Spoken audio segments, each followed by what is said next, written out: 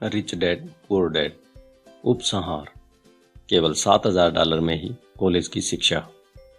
अब जब यह पुस्तक खत्म हो रही है और छपने जा रही है, मैं आपके साथ अपना एक अंतिम विचार बांटने जा रहा हूँ। इस किताब को लिखने का खास कारण लोगों को यह सिखाना था कि किस तरह पैसे की समझ से जिंदगी की सामान्य समस्याओं को सुलझाया जा सकता है। वित्तीय प्रशिक्षण के बिना हम उन्हीं घिसे पिटे फार्मूलों के सहारे जिंदगी काट देते हैं, जैसा कड़ी मेहनत करो, बचाओ, उधार लो और बहुत ज्यादा टैक्स चुकाओ।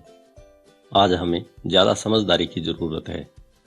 मैं नीचे दी हुई कहानी को एक ऐसी आर्थिक समस्या के अंतिम उदाहरण के रूप में प्रस्तुत कर रहा हूँ, जिससे कई युवा परिवार आज जूझ रहे हैं। आप अपने बच्चों के लिए किस तरह अच्छी शिक्षा का इंतजाम कर सकते हैं और अपने खुद के रिटायरमेंट के लिए पैसा इकट्ठा कर सकते हैं। इसी लक्ष्य की प्राप्ति के लिए कड़ी मेहनत के बजाय वित्तीय बुद्धि का प्रयोग किस तरह किया जा सकता है, यह इसी का उदाहरण है। मेरा एक दोस्त एक दिन अपना दुखड़ा रो रहा था कि 4 बच्चों की कॉलेज की शिक्षा के लिए पैसों की बचत करना कितना कठिन था। वह हर महीने एक म्यूचुअल फंड में $300 जमा कर रहा था और अब तक उसके पास $12,000 जमा कर लिए गए थे। उसे अपने बच्चों को कॉलेज भेजने के लिए $4 लाख की जरूरत थी। उसके पास इसे जमा करने के लिए 12 साल थे, क्योंकि उसका सबसे बड़ा बच्चा तब 6 साल का था। यह 1991 की बात थी और उस समय फिनिक्स का रियल एस्टेट बाजार दुर्दशा में था। लोग बाग अपना घर बार बेचने में लगे थे। मैंने अपने इस सहपाठी को सुझाया कि उसके पास म्यूचुअल फंड में जो पैसा जमा है, उसके कुछ हिस्से में वह एक घर खरीद ले। यह विचार उसे कुछ जम गया और हम इस पर विचार करने लगे।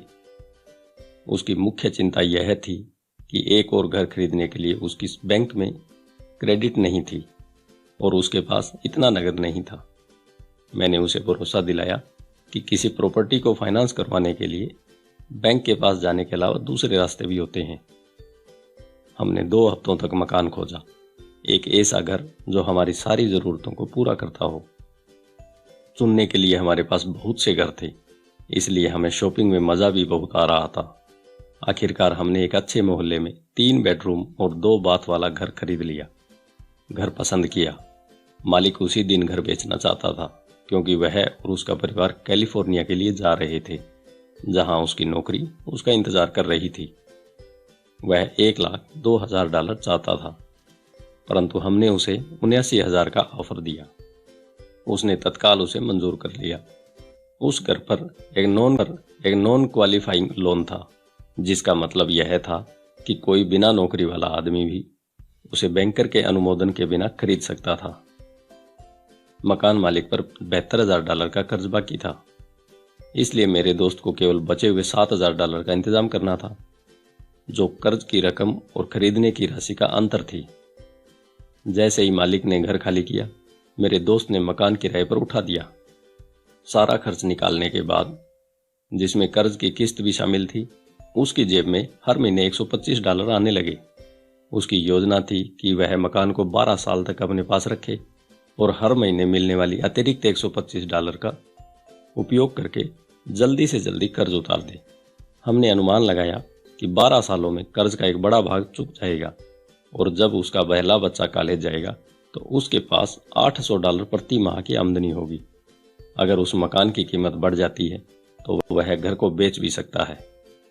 1994 में फिनिक्स में रियल एस्टेट मार्केट अचानक बदल गया और उसे उसी घर के लिए उसके किराएदार ने $1,56,000 का ऑफर दिया, जो उस घर में रहता था और उससे प्रेम करने लगा था। एक बार फिर उसने मुझसे पूछा कि इस बारे में मैं क्या सोचता हूँ, और मैंने वास्तविक रूप से कहा कि वह इसे 1031 टैक्स विहीन एक्सचेंज के आधार पर बेच दे। अचानक ही उसके पास लगभग $80,000 अतिरिक्त आ गए। मैंने ऑस्टिन टेक्सास में अपने एक और दोस्त को फोन किया, एक मिनी स्टोरेज फैसिलिटी में लगा दिया। 3 महीने के भीतर उसे हर महीने लगभग $1,000 के चेक मिलने लगे। इसे वह कॉलेज म्यूचुअल फंड में जमा करने लगा और वह बहुत तेजी से बढ़ रहा था। 1996 में मिनी वेयर हाउस बिक गया और उसे बिक्री के हिस्से के रूप में लगभग $3,30,000 का चेक मिला, जो उसने एक नए प्रोजेक्ट में लगा दिए। शुरुआत में $1000 से ज़्यादा आमदनी होने लगी, जो उसके कॉलेज म्यूचुअल फंड में जाने लगी। उसे अब पूरा विश्वास है कि उसका $4 लाख का लक्ष्य आसानी से हासिल हो जाएगा, और इसके लिए उसे शुरुआत में केवल $7000 और थोड़ी सी वित्तीय बुद्धि का इस्तेमाल करना पड़ा। उसके बच्चों को अब उतनी शिक्षा मिल रही थी जो वे हासिल करना चाहते हैं, और वह अपनी मूल पूंजी का प्रयोग अपने रिटायरमेंट के लिए कर सकता है, जो अभी उसके सी कॉर्पोरेशन में निवेश की हुई है। इस सफल निवेश रणनीति के कारण अब वह जल्दी ही रिटायरमेंट ले सकता है। इस पुस्तक को पढ़ने के लिए धन्यवाद। मुझे आशा है कि इससे आपको कुछ समझ मिली होगी कि किस तरह पैसे की ताकत का इस्तेमाल किया जाए ताकि पैसा आपके लिए काम करे।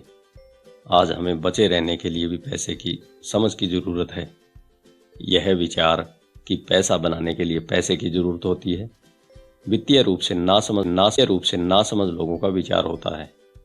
इसका यह मतलब नहीं है कि वे समझदार नहीं है। इसका मतलब केवल इतना है कि उन्होंने पैसे बनाने की कला अभी नहीं सीखी है। पैसा केवल एक विचार है। अगर आप ज़्यादा पैसा कमाना चाहते हैं तो केवल अपने विचारों को बदल दीजिए। हर आत्मनिर्मित आदमी ने छोटे पैमाने पर एक विचार से शुरुआत की थी और बाद में इसे बड़ा किया था। यही निवेश के बारे में भी लागू होता है। शुरू करने के लिए केवल कुछ $, ही काफ़ी है और बाद में इनसे बड़ी रकम बनाई जा सकती है। मैं ऐसे बहुत से लोगों से मिलता हूँ जो जिंदगी भर किसी बड़े सौदे के पीछे भागते रहते हैं या बड़े सौदे के लिए बहुत सा पैसा जुटाते रहते हैं, परंतु मेरी नज़र में यह मूर्खतापूर्ण है। ज़्यादातर मैंने नासमझ निवेशकों को अपना बड़ा अंडा एक ही समझौते में लगाते हुए और इस कारण उन्हें तेजी से बर्बाद होते हुए देखा है। वे अच्छे काम करने वाले हो सकते हैं, वे अच्छे नागरिक हो सकते हैं, परंतु वे अच्छे निवेशक नहीं थे। पैसे के बारे में शिक्षा और बुद्धि महत्वपूर्ण है। जल्दी शुरुआत करें, कोई पुस्तक खरीदें, किसी सेमिनार में जाएं, अभ्यास करें, छोटी शुरुआत करें। मैंने 6 साल से भी कम समय में $5000 को $10 लाख की संपत्ति में बदला है, जिससे हर महीने $5000 का कैश फ्लो आता है। परंतु मैंने यह बचपन से सीखा है। मैं आपको सीखने के लिए इसलिए प्रेरित करता हूँ क्योंकि यह इतना मुश्किल नहीं है। दरअसल एक बार आपको इसकी लत पड़ जाए तो आपके लिए यह आसान हो जाएगा। मैं समझता हूँ कि मैंने अपना संदेश बहुत स्पष्टता से पहुंचा दिया है। आपके हाथ में क्या है, इस बात का निर्णय इस बात से होता है कि आपके दिमाग में क्या है। पैसा केवल एक विचार है। एक बहुत बढ़िया पुस्तक है, थिंक एंड ग्रो रिच, सोचिए और अमीर बनिए। इसका शीर्षक यह नहीं है कि आप कीजिए और अमीर बनिए। यह सीखें कि किस तरह आप पैसे से अपने लिए कठोर मेहनत करवा सकते हैं और आपकी जिंदगी किस तरह ज़्यादा आसान और सुखद हो सकती है। आज इस बात की ज़रूरत है कि आप सुरक्षात्मक खेल खेलने के बजाय स्मार्ट बने और अपनी बुद्धि का प्रयोग करें। धन्यवाद।